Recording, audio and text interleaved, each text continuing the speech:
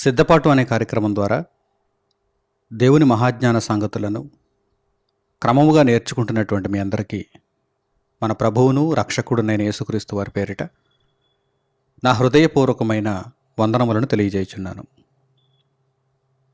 ప్రియులారా, దేవుని కొరకు మనము బ్రతకవలసినటువంటి ఆవశ్యకత, దేవుని పనిని మనము పూర్తి చేయవలసినటువంటి ఆవశ్యకత ఎంత గొప్పగా ఉన్నదో పరిశుద్ధ గ్రంథమును బట్టి మనకు అర్థమవుతుంది. యేసుక్రీస్తునందు విశ్వాసం ఉంచుట అనగానే ఆ విశ్వాసము క్రియలతో కూడినదిగా ఉండాలి అని పరిశుద్ధ గ్రంథము స్పష్టముగా సెలవిచ్చుచున్నది. అనేక మంది అనుకుంటున్నట్టుగా యేసుక్రీస్తు ప్రభువును నమ్ముకోవడం అంటే ఆయన దేవుని కుమారుడు అని నేను నమ్ముతున్నాను అని చెప్పి తరువాత మన దైనందిన జీవితంలో మనం కొనసాగిపోవటం, దేవుని గూర్చి పట్టించుకోకపోవటం అయితే కాదు. యేసుక్రీస్తు ప్రభువునందు విశ్వాసం ఉంచడం అనగానే ఆ విశ్వాసము క్రియలతో కూడుకున్నదిగా ఉండాలి. అవి ఏ క్రియలు అనగానే సత్క్రియలై ఉండాలి. ఆ సత్క్రియలలో ప్రధానమైనది ఏది అనగానే ఒక ఆత్మను అగ్నిలో నుండి రక్షించేదై ఉండాలి. ఈ విషయాలన్నీ పరిశుద్ధ గ్రంథం ద్వారా మనం తెలుసుకుంటున్నాం. అయితే దేవుని పనిని మనము ఎప్పుడు చేయాలి? బాల్యంలో చేయాలా? యవ్వనంలో చేయాలా? నడివయసులో చేయాలా? వృద్ధాప్యంలో చేయాలా? ఎంతకాలం చేయాలి? ఎన్ని పనులు చేస్తే సరిపోతుంది? ఇత్యాది సంగతులను మనం ఆలోచించాలి. ఎందుకంటే ఒకసారి దేవుని పనిని జరిగించి మానేస్తున్నవారున్నారు. అలాగే తరువాతి కాలంలో భవిష్యత్తులో ఎప్పుడో ఒకసారి అవకాశం వచ్చినప్పుడు దేవుని పనిని చేద్దాంలే అని ఆగిపోతున్న వారు కూడా ఉన్నారు. ప్రస్తుతం అయితే మన పనులు, ప్రస్తుతం అయితే మన జీవితం, ప్రస్తుతం అయితే మన సుఖం, మన సంతోషం, తరువాతి కాలంలో చూద్దాం అనేటువంటి అభిప్రాయం కలిగిన వారు కూడా ఉన్నారు. ప్రియులారా, పరిశుద్ధ గ్రంథంలో మనం చూడగలిగితే దేవుడు మీకు పరిచయమైనప్పటి నుండి, యేసుక్రీస్తు ప్రభువులో ఉన్న రక్షణ మీకు పరిచయమైనప్పటి నుండి మీ తుది శ్వాస వరకు కూడా దేవుని పనిని క్రమముగా మీరు జరిగించాలి. మనం అందరం కూడా దేవుని పనులను చక్కగా చివరి వరకు పూర్తి చేసుకోవాలి. అంతే తప్ప ఒకసారి దేవుని పనిని గొప్పగా జరిగించి చతికిల పడిపోవడం కాదు. అలాగని దేవుని పని మనకు కొద్దిగానే ఉందా అంటే లేదు. కోత విస్తారముగా ఉన్నది. కోత విస్తారముగా ఉన్నది. అలాగని పనివారు కూడా విస్తారంగా ఉన్నారంటే లేరు, కొద్దిగా ఉన్నారు. పనివారు కొద్దిగా ఉన్నారు, కోత విస్తారంగా ఉంది అంటే మనము చాలా పనిని నెరవేర్చవలసిన వారముగా ఉన్నాము. అలాగే మరికొంతమంది ఎప్పుడో దేవుని పనిని చేద్దామని అనుకుంటున్నారు. అప్పటి వరకు నీవు ఇలాగే ఉంటావా? ఇప్పుడున్నట్టుగానే ఉంటావా? కాలము అన్ని వేళలా ఒకే విధంగా ఉంటుందా? పరిస్థితులన్నీ ఎప్పుడూ ఒకే విధంగా ఉంటాయా అంటే లేదు. మన జీవిత కాలంలో ఆయా ఘట్టాలను మనం ఎదుర్కోవాల్సి వస్తుంది. తప్పనిసరిగా ఆయా ఘట్టాలను మనం చూడాల్సి వస్తుంది. కనుక పరిశుద్ధ గ్రంథంలో నుండి ఈ విషయమై వ్రాయబడినటువంటి ఒక చక్కని వాక్య భాగాన్ని మనం చూడగలిగితే మనకు విషయం అర్థమవుతుంది. యేసుక్రీస్తు ప్రభువారు పుట్టుకతో గుడ్డివాడైనటువంటి ఒక వ్యక్తికి కళనిచ్చారు, చూపునిచ్చారు. అలా చూపునిచ్చినటువంటి సందర్భంలో ఆయన పలుకుతున్నటువంటి మాటలను మనం అధ్యయనం చేద్దాం. యోహాను సువార్త 9వ అధ్యాయము 4వ వాక్యాన్ని మీరు చూడండి. యోహాను సువార్త 9వ అధ్యాయము 4వ వాక్యం. పగలున్నంత వరకు నన్ను పంపిన వాని క్రియలు మనము చేయుచుండవలెను, రాత్రి వచ్చుచున్నది, అప్పుడెవడునూ పని చేయలేడు. ఈ మాటలను జాగ్రత్తగా మీరు ఆలోచించండి. పగలున్నంత వరకు, ఒక దినములో మనకు 2 భాగాలు కనిపిస్తున్నాయి. ఒకటి పగటి కాలం, రెండవది రాత్రికాలం. రాత్రికాలము ఒక దినములో 2 భాగాలుగా విభజింపబడుతుంది. పగటి కాలము ఒకే భాగంగా ఉంటుంది, కానీ రాత్రి కాలం మాత్రం 2 భాగాలుగా మనకు కనిపిస్తుంది. ఉదాహరణకు ఈ రోజునే మీరు ఉదాహరణగా తీసుకోండి. ఈరోజు శనివారం. సిద్ధపాటు అనేటువంటి ఈ కార్యక్రమం శనివారం నాడు మనం వింటున్నాం. ప్రతి శనివారం ఈ కార్యక్రమాన్ని వింటున్నాం. ఈ శనివారాన్ని మనం తీసుకోగలిగితే ఈరోజు 24వ తేదీ ఫిబ్రవరి క్రీస్తు శకం 2024వ సంవత్సరం. ఈ 24వ తేదీ యొక్క పగటి కాలము రాత్రి కాలము అనగానే రాత్రికాలం మొదట ప్రారంభమైపోతుంది. ఎప్పుడు? శుక్రవారం అర్ధరాత్రి నుండి శనివారం ప్రారంభమైపోతుంది.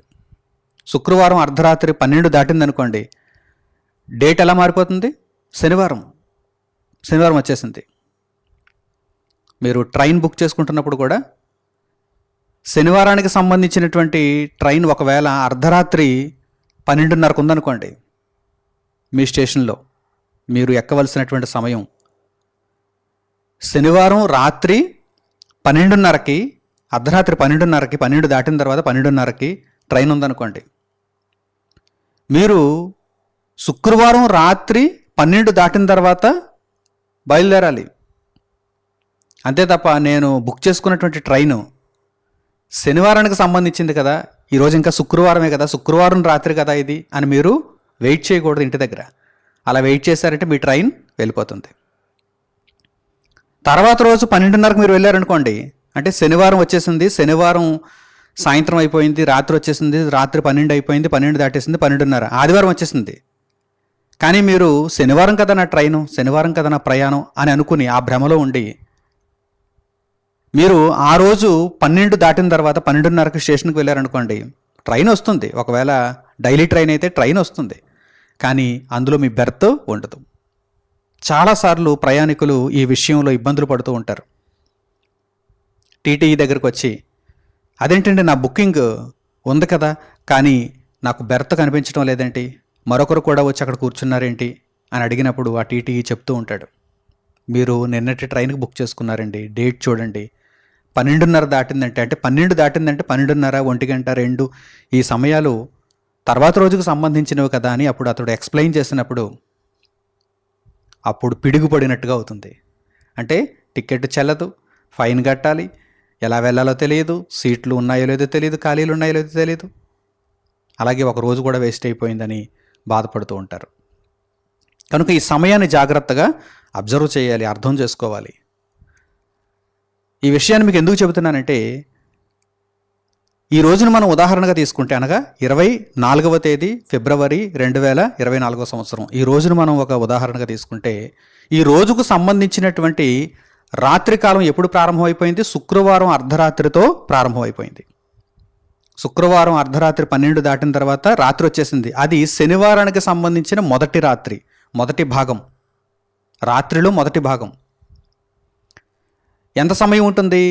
అర్ధరాత్రి 12 దాటిన తర్వాత నుండి తెల్లవారుజామున ఒక 4, 5 అంటే ఆ వెలుగు వచ్చేంత వరకు, ఉదయాన్నే వెలుగు వచ్చేంత వరకు ఉంటుంది. అర్ధరాత్రి 12 మొదలుకొని శనివారం యొక్క రాత్రి యొక్క మొదటి భాగం అర్ధరాత్రి 12 దాటిన తర్వాత ఆ సమయం మొదలుకొని తెల్లవారుజామున 4, 5, 6 ఆ సమయం వరకు ఉంటుంది. అక్కడ పగలు వచ్చేస్తుంది. పగలు ఇలా 2 భాగాలుగా మనకు కనిపించదు. పగలు ఒకే ఒక కాలం. ఉదయం 5 గంటల నుండో లేకపోతే 6 గంటల నుండో పగలు ప్రారంభమైపోయి మరల సాయంత్రం 5 గంటల వరకు 6 గంటల వరకు పగలు మనకు ఉంటుంది. పగటి కాలం ఒకే కాలం, ఇక్కడ కన్ఫ్యూజన్ లేదు. సాయంత్రం 6 దాటిన తర్వాత మరల ఏ కాలం ప్రారంభమవుతుంది? రాత్రికాలం ప్రారంభమవుతుంది. రాత్రికాలం సాయంత్రం 6 దాటిన తర్వాత ఇదే శనివారానికి సంబంధించిన రాత్రి. అది ఎక్కడితో ఆగిపోతుంది? అర్ధరాత్రి 12తో కట్ ఆఫ్ ఆగిపోతుంది. ఆ తర్వాత ఏదొచ్చేస్తుంది? ఆదివారం యొక్క రాత్రి భాగం వచ్చేస్తుంది. అలా ప్రతి రోజును కూడా మీరు చూడగలిగితే రాత్రి కాలము 2 భాగాలుగా కనిపిస్తుంది. ఈ 2 భాగాల మధ్యలో పగటి కాలం ఉంది. ప్రతి దినమునకు కూడా రాత్రి కాలము 2 భాగాలుగా కనిపిస్తుంది. First half, second half. ఈ ఫస్ట్ హాఫ్ మరియు సెకండ్ హాఫ్ల మధ్యలో పగటి కాలం ఉంది. ఈ విషయాన్ని మీరు ఇప్పుడు గుర్తుపెట్టుకోండి, జ్ఞాపకాలలో ఉంచుకోండి. యేసుక్రీస్తు ప్రభు చెప్పిన మాటలను అధ్యయనం చేయండి. ఏమన్నారు ఆయన? ఇప్పుడు చదవండి వాక్య భాగాన్ని. పగలున్నంత వరకు నన్ను పంపిన వాని క్రియలు మనము చేయుచుండవలెను. ఏమండి, యేసుక్రీస్తు ప్రభువు యొక్క మాటలను ప్రతి అక్షరాన్ని కూడా చాలా జాగ్రత్తగా మనం అర్థం చేసుకోవాలి. మానవ మాత్రులం, ఆయన దేవుని వాక్యం, ఆయన మాటలంటే ఆసామాషి కాదు. చాలా జాగ్రత్తగా నిశితంగా పరిశీలిస్తూ మనం అర్థం చేసుకోవాలి. ఆయన అంటున్నారు ఒకే ఒక వాక్య భాగంలో ఎంత వివరణ ఆయన ఇచ్చారో చూడండి. పగలున్నంత వరకు, పగటి కాలము. పగటి కాలము, పగటి కాలం అంటే ఒక దినాన్ని మనం ఉదాహరణగా తీసుకుంటే పగటి కాలం మనకు అర్థమైంది కదా. పగటి కాలం, పగటి కాలం ఏం చేయాలి? పని చేయాలి. లోకంలో కూడా మన తెలుగులో ఒక సామెత ఉంది, పగలున్నంత వరకు పని చేయాలి అనేటువంటి విషయాన్ని చెప్పటానికి ఒక సామెత ఉంది. అదేమిటంటే పగటి నిద్ర పనికి చేటు. పగటి నిద్ర పనికి చేటు అంటే నిద్రపోయేవాడవైతే రాత్రి నిద్రపో, పగటి వేళ పని చెయ్యి అని ఆ సామెత యొక్క అర్థం.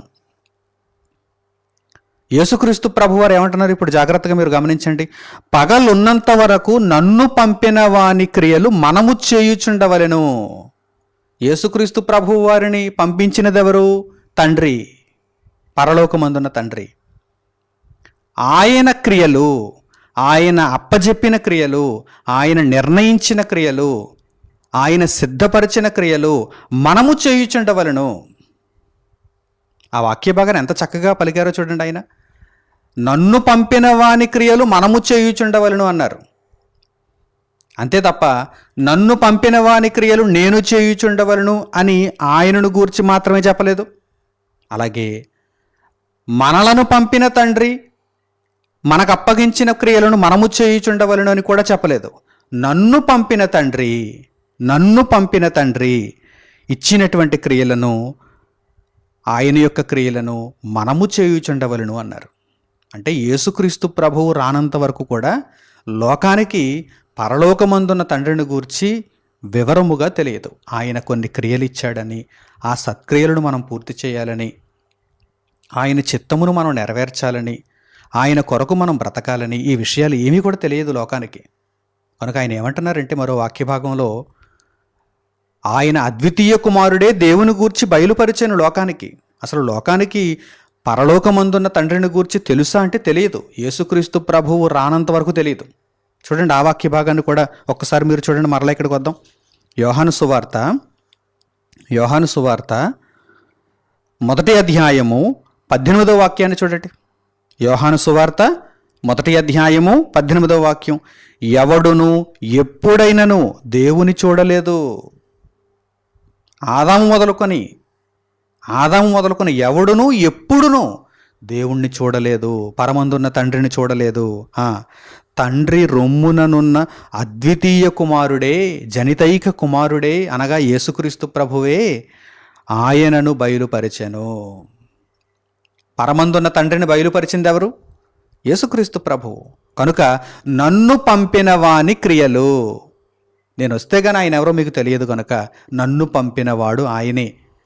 ఆయన క్రియలు ఇప్పుడు నేనొక్కడిని చేయాలా? కాదు, మనమందరము చేయాలి. యేసుక్రీస్తు ప్రభువు తండ్రి చేత పంపబడ్డారు. తండ్రి ఇచ్చిన క్రియలు యేసుక్రీస్తు ప్రభువు చేశారు, పూర్తి చేసేశారు. మరి మనము కూడా చేయాలంటే చెయ్యాలి అంటున్నారు యేసుక్రీస్తు ప్రభువు. ఎప్పుడు చేయాలి? పగటి కాలంలో చేయాలి. పగటి కాలంలో చేయాలి. అందుకే ఆ తర్వాత కూడా ఏమంటున్నారు చూడండి. రాత్రి వచ్చుచున్నది, రాత్రి మరలా వస్తుంది, రాత్రి వచ్చుచున్నది, అప్పుడెవడునూ పని చేయలేడు. రాత్రి వచ్చేసిందంటే ఎవ్వరు కూడా ఇక పని చేయలేరు, పని చేద్దామనుకున్నా చేయలేరు.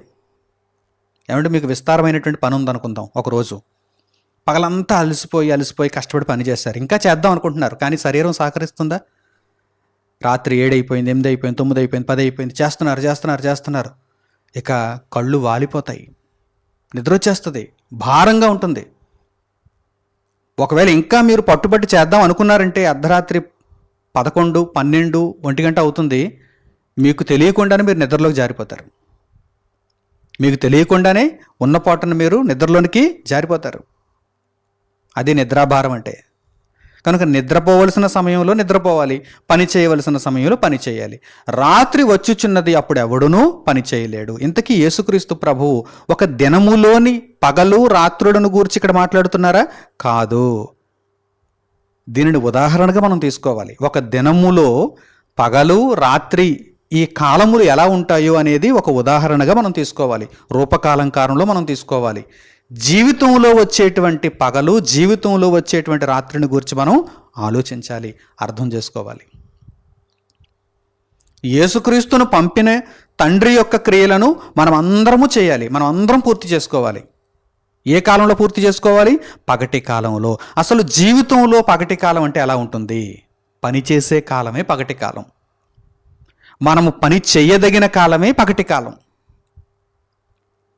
ఒక దినములో రాత్రి భాగం మొదట కొంత వచ్చేస్తుంది, ఆ తర్వాత పగటి కాలం అంతా కనిపిస్తుంది, ఆ తర్వాత మరలా రాత్రి భాగం కనిపిస్తుంది. అట్టి మాదిరిగానే దేవుడు ఎంత చక్కగా డిజైన్ చేశాడో చూడండి.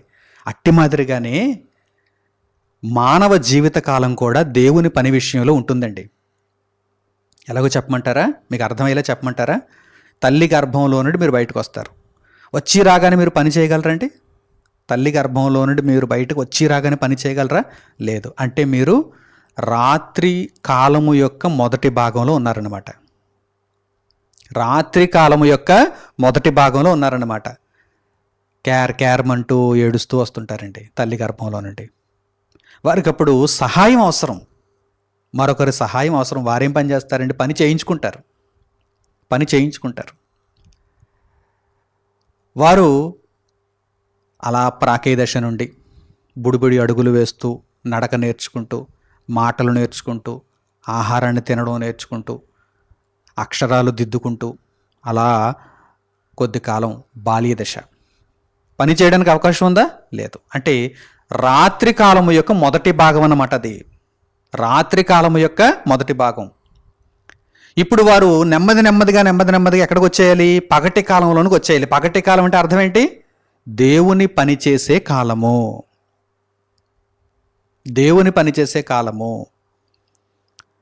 ఎప్పుడు రావాలి? దేవుని పనులకు ఎప్పుడు రావాలి? నీకు ఎప్పుడు యేసుక్రీస్తు ప్రభు అర్థమవుతాడో, నీకు ఎప్పుడు వాక్యం అర్థమవుతుందో, ఎప్పుడు దేవుని పని ఉందని అర్థమవుతుందో అప్పుడు వచ్చేయాలి. దేవుని పని నీవు చేయదగినంత చేసేయాలి. కొంతమంది చిన్నారులను నేను చూస్తూ ఉంటాను. దేవుని పని చేయాలని వారు ఆశపడుతూ ఉంటారు ఆయా కార్యక్రమాలలో. అంటే వారి తల్లిదండ్రులు వారికి నేర్పించిన దాన్ని బట్టి ఆ చిన్నపిల్లలు వారి చిన్న చేతులతో ఏమంటే వారు చాలా చక్కగా పని చేయటానికి ఆలోచిస్తారండి. నా దగ్గరకు వచ్చి, సార్ ఏ పని చేయమంటారు? మాకు తగిన పని ఏదైనా ఉంటే మాకు ఇవ్వండి. చీపురు పట్టుకుని ఓడ్చమంటారా? ఆ ప్రాంతం అంతా దేవుని పిల్లలు వస్తారు, ఇప్పుడు దేవుని వాక్యం వింటారు, ఈ ప్రాంగణం శుభ్రం చేయటానికి మేము ఏమైనా సహాయం చేయగలమా? లేకపోతే అలా శుభ్రం చేస్తున్న వారికి మంచినీళ్ళు అందించమంటారా? లేకపోతే చిన్న చిన్న పనులు ఏమైనా ఉంటే మాకు చెప్పండి, మేము రెడీగా ఉన్నాం అంటారు. అంటే వారిని చూస్తున్నప్పుడు నాకు ఆనందం కలుగుతుంది. అలాగే ఈ విషయం జ్ఞాపకాలలోనికి వస్తుంది. వీరు అప్పుడే పనిలోనికి వచ్చేసారనమాట. పగటి కాలం వీరికి అర్థమైపోయింది. మేలుకున్నారు వెంటనే. వారి తల్లిదండ్రులు వారికి అలా నేర్పించారు. వీరు కూడా వారి తల్లిదండ్రుల మాట విన్నారు, మేల్కొన్నారు. తొలి దశలోనే మేల్కొన్నారు. చూడండి, పగటి కాలం వచ్చినా సరే కొంతమంది తనిపెట్టి నిద్రపోతూ ఉంటారు. పగలు 8 అవుతుంది, 9 అవుతుంది, 10 అవుతుంది, అప్పుడు నిద్రలేస్తుంటారు.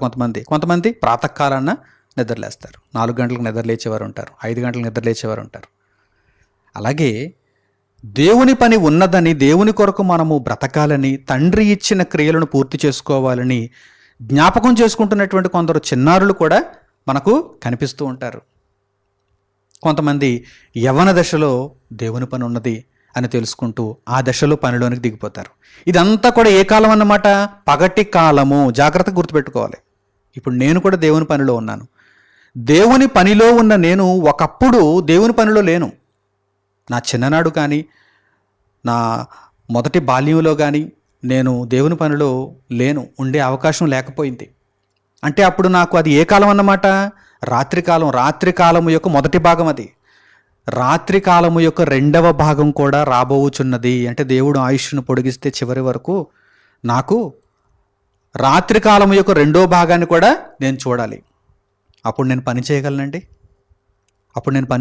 అంటే ఈ విధంగానే డైలీ మాకు దేవుని వాక్యం వినిపించాలి, ఎప్పటికప్పుడు ఫ్రెష్గా నిత్య నూతనంగా ఆయన చెప్పిన మాటలు మేము వినాలి అంటే అప్పటికి అవకాశం లేకపోవచ్చు. ఉండాలని నేను కోరుకుంటున్నాను, మీరు కోరుకుంటారు, కానీ లేకపోవచ్చు. రాత్రికాలం వచ్చిందంటే పని చేయలేను కదండి, కలిసిపోతాను కదా. నిద్రాభారం అంటే లోక సంబంధమైన నిద్రను గురించి నేను చెప్పటం లేదు. శరీరం అలసిపోతుంది, అవయవాలన్నీ అరిగిపోతాయి, కళ్ళు సరిగ్గా చూడలేవు, నోరు సరిగ్గా రాదు, మాట్లాడదు, గొంతు సరిగ్గా రాదు, చేతులు కాళ్ళు అన్నీ ఇక శిథిలావస్థకు వచ్చేస్తాయి. ఇది రాబోయే కాలం, అంటే రెండవ కాలం, రాత్రి యొక్క రెండో భాగం. ఏమంటే రాత్రి యొక్క రెండో భాగం వచ్చేంత వరకు కూడా నేను నిద్రపోయాను అనుకోండి, పని చేయకుండా, దేవుని పనిని చేయకుండా, చేద్దాంలే అప్పుడే ఏంటి తొందర, లోకాన్ని అనుభవిద్దాం, సమయాన్ని అంతా దుర్వినియోగం చేసుకుందాం, ఇష్టానుసారంగా ప్రవర్తిద్దాం అని అనుకున్నాను అనుకోండి, మరి పని జరుగుతుందా? జరగదు. సరికదా, కాలం ఏమవుతుంది? అలా ముందుకు వెళ్ళిపోతుంది. కాలం వెళ్ళిపోయిందంటే ఏ కాలం వచ్చేస్తుంది? పగటి కాలం అంతా పూర్తయిపోయిందంటే ఏ కాలం వచ్చేస్తుంది? చీకటి కమ్మేస్తుంది. అంటే ఒక్కొక్క అవయవం ఒకేసారి చీకటి కమ్మదు. ఒక్కొక్క అవయవం స్లోగా డెడ్ అయిపోతూ ఉంటుంటాయి. సాయంత్రం 5:30, 6 అవుతుంది అనుకోండి, మాగన్నుగా చీకటి పడుతుంది. అంటే కొద్దిగా లైట్ ఫెయిల్యూర్ అంటుంటారు. లైట్ ఫెయిల్యూర్ అంటే అర్థం ఏంటి? అది దట్టమైన చీకటి కాదు, మసకగా చీకటిగా ఉంటుంది, కొద్దిగా కనిపిస్తుంది, అంత క్లియర్గా కనిపించదు. అంటే మన జీవితం కూడా కొద్దిగా శిథిలావస్థకు వెళుతూ ఉంటుంది. మొదట కాళ్ళు నొప్పులు ప్రారంభమైపోయాను అనుకోండి, ఆ తర్వాత చేతులు సరిగ్గా పనిచేయటం లేదనుకోండి, షివరింగ్ వచ్చేస్తుంది అనుకోండి, గొంతుతో సరిగ్గా మాట్లాడలేకపోతున్నాం అనుకోండి, సరిగ్గా చూడలేకపోతున్నాం అనుకోండి, మసకగా చూస్తున్నాం అనుకోండి. అవన్నీ కూడా గుర్తులు అనమాట. చీకటి రాబోవుచున్నది, అప్పుడు ఎవడునూ పని చేయలేడని యేసుక్రీస్తు ప్రభువే తెలియజేశారు. అప్పుడు ఎవడునూ పని చేయలేడు. ఆలోచిస్తున్నారా ప్రియులారా? ఒక మనిషి యొక్క సగటు జీవితాన్ని యేసుక్రీస్తు ప్రభువారు ఒక వాక్యంలో చూపించేశారు. పగలున్నంత వరకు మనము నన్ను పంపిన వాని క్రియలను చేయవలను, చేయుచూ ఉండవలను. రాత్రి వచ్చుచున్నది, అప్పుడెవడునూ పని చేయలేడు. యేసుక్రీస్తు ప్రభువు రాత్రి కాలము యొక్క రెండో భాగాన్ని చూడలేదు. ఆయన పనిచేస్తూ ప్రాణాన్ని దేవునికి ఇచ్చేశారు, దేవుని నిమిత్తం అప్పగించుకున్నారు. మనలో కొందరికి అటువంటి గొప్ప భాగ్యం కలగచ్చు. రాత్రి యొక్క రెండవ భాగాన్ని చూడకుండానే, దేవుని పనిలో ఉండగానే, దేవుని పనిని చేస్తుండగానే పనిని ముగించుకుని వెళ్ళిపోయేటువంటి గొప్ప అవకాశం మనలో కొంతమందికి రావచ్చు. మరికొంతమందికి వృద్ధాప్యాన్ని కూడా చూసేటువంటి అవకాశం కలగచ్చు. ఏదేమైనప్పటికీ దేవుడు నిర్ణయించిన విధి ఏంటంటే, ఇదిగో నీకు మొదట బాల్యం, నీవు ఒకరి మీద ఆధారపడేటువంటి కాలం, ఆ తర్వాత నీవు దేవుని పనిని చేయగలిగిన కాలం, ఆ తర్వాత మరలా చేయలేని కాలం. ఈ విషయాన్ని గుర్తుంచుకొని చేయదగిన కాలములో దేవుని పనిని చక్కగా పూర్తి చేసుకో అని యేసుక్రీస్తు ప్రభువు వారు తెలియజేస్తున్నారండి. మీరందరికీ కూడా ఈ విషయాలు అర్థమయ్యాయని నేను భావిస్తున్నాను. అర్థమైతే మీరిక మీదట దేవుని పనిని చేయకుండా ఉండలేరండి. ఎలా చెయ్యాలి దేవుని పని? నేను ఏ విధంగా నెరవేర్చాలి దేవుని కార్యక్రమాలు? సత్కార్యములను ఏ విధంగా పూర్తి చేసుకోవాలి? వాక్య సంబంధమైన క్రియలను నేను ఏ విధంగా నెరవేర్చుకోవాలి? ఇదేంటి, ఇప్పటి వరకు ఇంత నీరసించిపోయాను, ఇంత సమయాన్ని ఎందుకు నేను వృధా చేసుకున్నాను? ఇది పగటి కాలం కదా, రాబోవుచున్నది రాత్రికాలం కదా, ఒకవేళ చీకటి నా జీవితాన్ని కమ్మేస్తే నేను దేవుని పనిని చేయలేను కదా అని ఒక్కసారి మీరు ఆలోచించుకోగలిగితే వెంటనే దేవుని పనులకు వచ్చేస్తారు. వెంటనే ఏ విధముగా దేవుని పనిని చేయాలా అని మీరు దేవుణ్ణి అడిగి దేవుని చిత్తానుసారంగా ఇక దేవుని కార్యక్రమాలలో ముందుకు వెళ్ళిపోతారు. పరిశుద్ధ గ్రంథంలో అపోస్తలుడైన పౌలు గారు తెస్సలోనికైలకు రాసినటువంటి మొదటి పత్రికలో కూడా ఈ విషయాలను మాట్లాడుతున్నారు. పరిశుద్ధాత్మ ప్రేరణతో ఆయన పేర్కొన్నటువంటి ఈ సంగతులను మనం చూద్దాం. పౌలు గారు తెస్సలోనికైలకు రాసినటువంటి మొదటి పత్రిక 5వ అధ్యాయము 4వ వాక్యం నుండి చూడండి. 5వ అధ్యాయము 4వ వాక్యం నుండి, సహోదరులారా, ఆ దినము దొంగవలే మీ మీదికి వచ్చుటకు మీరు చీకటిలో ఉన్నవారు కారు. ఆ దినము అంటే ఏ దినమండి? అది మనం వెళ్ళిపోయేటువంటి దినం, లేదా యేసుక్రీస్తు ప్రభువు తిరిగి వచ్చేటువంటి దినం. మనం ఈ శరీరాన్ని విడిచిపెట్టి వెళ్ళిపోయేటువంటి దినము, లేక యేసుక్రీస్తు ప్రభువు వారు రెండవసారి వచ్చేటువంటి దినము. ఆ దినము వస్తుందని మనకు తెలుసు, ఎందుకంటే మనం చీకటిలో ఉన్నవారం కాదు. ఆ దినము అకస్మాత్తుగా ఒక దొంగ వచ్చినట్టు వచ్చి మనము సిద్ధపాటులో లేని సమయంలో వచ్చేటువంటి దినముగా అది ఉండకూడదు. ఎందుకంటే మనము రాత్రివారము కాము, అన్ని విషయాలు మనకు తెలుసు, మనము పగటి వారము. చూడండి తర్వాత మాటలను చూడండి, మీరందరూ వెలుగు సంబంధులను పగటి సంబంధులనై ఉన్నారు, మనము రాత్రి వారము కాము, చీకటి వారము కాము. ఇప్పుడు మీకు అర్థమవుతుందా? జీవితం యొక్క పగలు, జీవితం యొక్క చీకటి. మనం అందరం కూడా వెలుగు సంబంధులం. మనము దేవుని పనిని నెరవేర్చుచున్నాము, దేవుని పనిని పూర్తి చేయుచున్నాము అని పౌలు గారు ఇక్కడ మాట్లాడుతున్నారు. నిజంగా వారందరూ కూడా దేవుని పనిలో ఉన్నారండి. పౌలు గారు దేవుని పనిలో ఉన్నారు, అపొస్తలులు దేవుని పనిలో ఉన్నారు, శిష్యులు దేవుని పనిలో ఉన్నారు. నిర్విరామంగా, అసలు విరామం లేదు వారికి. దేవుని కొరకు వారు బ్రతుకుతున్నారు. ఇంకా దేవుని వాక్యము ఎక్కడెక్కడ ప్రకటింపబడలేదు, ఎక్కడెక్కడ ఎవరెవరికి ఇంకా యేసుక్రీస్తు యొక్క రక్షణ పరిచయం కాలేదు, వారికి నేను తెలియచేయాలి, సువార్త కార్యక్రమాలలో నేను ఉండాలి, సువార్త ప్రకటనను జరిగించాలి అని వారందరూ కూడా ఆ పనిని గొప్పగా జరిగిస్తున్నారు. ఇంకా క్రింది మాటలు కూడా చూడండి, కావున మనము వెలుగు సంబంధులము కనుక, పగటి వారము కనుక, ఇతరుల వలె నిద్రపోక మెలకువగా ఉండి మత్తులము కాక యుందము. ఇతరులంటే దేవుని పనిని గురించి అవగాహన లేని వారు, వారందరూ కూడా ఇష్టానుసారంగా ప్రవర్తిస్తున్నారు. దేవుని పని ఉన్నదని తెలియక బ్రతుకుతున్నారు. కనుక వారందరూ కూడా నిద్రమత్తులో ఉన్నారని గ్రహించాలి. మీరు అట్టివారుగా ఉండకూడదు, మత్తులుగా మీరు ఉండకూడదు. నిద్రపోవువారు రాత్రివేళ నిద్రపోవుదురు, మత్తుగా ఉండువారు రాత్రివేళ మత్తుగా ఉందరు. మనము పగటి వారమై ఉన్నాము గనుక మత్తులమై ఉండక విశ్వాస ప్రేమలను కవచము, రక్షణ నిరీక్షణయను శిరస్త్రాణమును ధరించుకొందము. ఎందుకనగా మన ప్రభువైన యేసుక్రీస్తు ద్వారా రక్షణ పొందుటకే దేవుడు మనలను నియమించెను గాని ఉగ్రత పాలగుటకు నియమింపలేదు. నిజంగా దేవుని పనిని చేయకపోతే ఉగ్రతను ఎదుర్కొంటారు తప్ప రక్షణను చూడలేరు కదా, రక్షణ ఫలాన్ని అనుభవించలేరు కదా. కనుక విశ్వాస ప్రేమలు, రక్షణ నిరీక్షణ వీటన్నింటినీ కూడా మనము గొప్పగా కలిగి ఉండాలి, మెలకువగా ఉండాలి, ఆత్మ సంబంధమైనటువంటి మెలకువలో మనం ఉండాలి. తర్వాత మాటలను చూడండి, మనము మేలుకొని ఉన్నను నిద్రపోవచ్చున్నను అంటే లోక సంబంధంగా మనము పగటి కాలంలో ఉన్న, ఒక దినములో పగటి కాలంలో ఉన్న, ఒక దినములో రాత్రి కాలంలో మనం నిద్రపోతున్నా, మనము మేలుకొని ఉన్నను నిద్రపోవచ్చున్నను, తనతో కూడా జీవించు నిమిత్తము ఆయన మన కొరకు మృతి పొందెను, కాబట్టి మీరిప్పుడు చేయుచున్నట్టుగానే ఒకరినొకడు ఆదరించి ఒకరినొకడు క్షేమాభివృద్ధి కలుగు చేయుడి. ఒకరికి ఒకరు దేవుని వాక్యాన్ని ప్రకటించండి, ఆదరించండి, క్షేమాభివృద్ధిని కలుగు చేయండి. ఇదే మన ఎదుట దేవుడు ఉంచినటువంటి పని. కనుక ప్రియులైనటువంటి నా సహోదరి సహోదరులారా, దేవుని పని ఎంతో ఉన్నతంగా మన కొరకు ఎదురు చూస్తుంది. మనము దేవుని పని కొరకు ఎదురు చూడడం కాదు, నేను సిద్ధంగానే ఉన్నాను తండ్రి, మరి పనే లేదు అని అనడానికి వీలు లేదు. పని అంతా విస్తారంగా మన కొరకు ఎదురు చూస్తూ ఉంది. ఎప్పుడు మనము నెరవేరుస్తామా అని ఎదురు చూస్తూ ఉంది.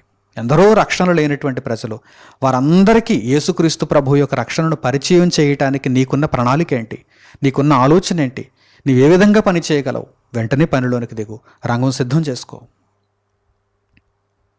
ఈ విధంగా పగటి వారముగా ఉండి, రక్షణ సంబంధులుగా ఉండి, యేసుక్రీస్తు ప్రభు రాకడను ఎదుర్కొనే వారముగా మనం అందరం కూడా సిద్ధపడాలని హృదయపూర్వకంగా మిమ్మల్ని కోరుకుంటూ ఈ సందేశమును ఇంతటితో నేను ముగిస్తున్నాను. తండ్రి అనే దేవునికి ప్రార్థనలు ఏకీభవించండి. మహోన్నతుడును మహాపరిశుద్ధుడునైన మా కన్న తండ్రి, ఈ సమయమందు మీరు మాకు అనుగ్రహించిన ఉన్నతమైన విలువలు కలిగిన ఈ పాఠ్యాంశము నిమిత్తము మా హృదయపూర్వకమైన కృతజ్ఞతాస్తుతులను మీకు తెలియజేస్తున్నాము. మీ పనిలో మమ్మను ఉంచినందుకు, మీ కొరకు బ్రతికింపజేస్తున్నందుకు మేము ఎంతగానో సంతోషిస్తున్నాము నాయన. తండ్రి, ఇంకను మీ పనిలోనికి రాక, మీ పని ఉన్నదని తెలియక చీకటి సంబంధులుగా మిగిలిపోయినటువంటి వారు ఈ మీ మాటలను విన్న తర్వాతనైనా పగటి సంబంధులుగా మారగలుగుటకు, మీ చిత్తమును నెరవేర్చే క్రియలలో తండ్రి వారు అడుగు పెట్టగలుగుటకు సహాయమును దయచేయండి. గొప్ప బహుమానమును పొందు నిమిత్తము అలుపెరగక ఈ భూమి మీద మీరు అప్పగించిన సత్కార్యములను సకాలములో పూర్తి చేసుకునే భాగ్యమును జీవితాంతము మాకు దయచేయమని మిమ్మల్ని హృదయపూర్వకంగా కోరుకుంటూ మా ప్రార్థన మనవులను మా ప్రభువును మా రక్షకుడునైన యేసుక్రీస్తు వారి పేరిట మిమ్మల్ని వేడుకొనిచున్నాము తండ్రి. ఆమేన్. అందరికీ వందనములు. సెలవు.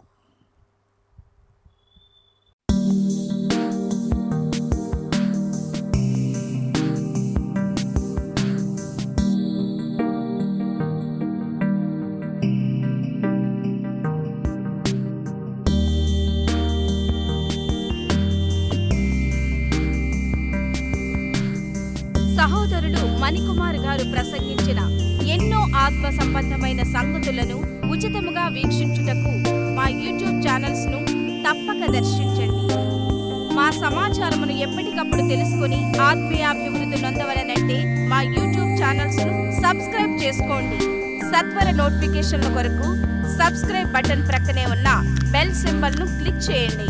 మరిన్ని వివరములకు మీరు సంప్రదించవలసిన మా ఫోన్ నెంబర్స్ 8978414178 మరియు 83392766. ధన్యవాదములు. ఈ కార్యక్రమమును అనేక మందికి పరిచయం చేయగలరని ఆశిస్తున్నాము. ప్రభువైన యేసుక్రీస్తు పేరిట మీకు శుభములు.